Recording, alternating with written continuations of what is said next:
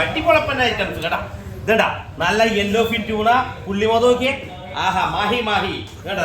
ചാകര ചാകര മീനുകളുടെ ചാകരയാണ്. നല്ല കാളാഞ്ചി കായൽ കട്ടലാട്ട, ഒറിജിനൽ കായൽ കട്ട. ഇതാണ്ട ലെതർ ജാക്കറ്റ്, ഉടുപ്പൂരി, നാടൻ ചൂരയുണ്ട്.